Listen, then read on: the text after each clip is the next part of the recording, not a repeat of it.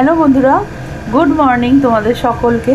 আজকে দেখো ব্রেকফাস্ট বানাচ্ছি চিড়ের পোলাও। দেখো বাদাম ভেজে রেখেছি আর ডিমের অমলেট স্ক্রাম্বল এগ করে রেখেছি। আর এদিকে ভাজা হচ্ছে তোমার বিনস, গাজর, পেঁয়াজ, রসুন, কাঁচা লঙ্কা। প্রথমে পেঁয়াজ, রসুন, কাঁচা লঙ্কাটাকে ভেজে নিয়েছিলাম, তারপর বিনস গাজরটা দিয়েছি, দিয়ে এগুলো একটু সতে হবে। হয়ে যাওয়ার পর তারপর এই যে এখানে রয়েছে চিড়েটাকে ধুয়ে সঙ্গে সঙ্গে মেশাবো। এই যে রয়েছে চিড়েটাকে ধুয়ে মেশাবো সঙ্গে সঙ্গে।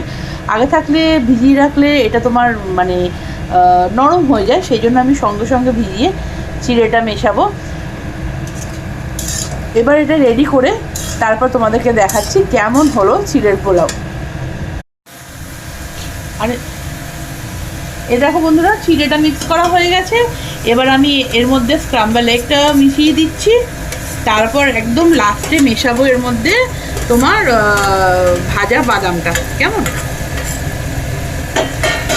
শীতের দিন হঠাৎ মনে হলো যে একটা অন্য রকম কিছু, রোজই লুচি, পরোটা, পাউরুটি এসব খাওয়া হয়, তাই আজকে মনে হলো যে না একটু অন্য কিছু বানাই, তাই বানাচ্ছি চিড়ের পোলাওটা।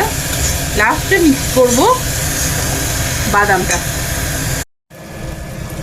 এই যে দেখো বাদামটা মিশিয়ে দিয়েছি, মোটামুটি রেডি আমার চিড়ের পোলাও। একটুখানি নাড়িয়েই আমি নামিয়ে নেবো চিড়ের পোলাওটা। দেখো দেখতে কি সুন্দর লাগছে, একদম প্রচুর সবজি দিয়ে একদম মনে হচ্ছে মাল্টি কালার চিড়ে, ভীষণ সুন্দর খেতে, তো দারুণ হয়। তোমরাও একদিন ঘরে বানিয়ে দেখতে পারো এই চিড়ের পোলাও। যদি রেসিপি লাগে আমাকে কমেন্ট বক্সে কমেন্ট করো, আমি রেসিপি দিয়ে দেবো।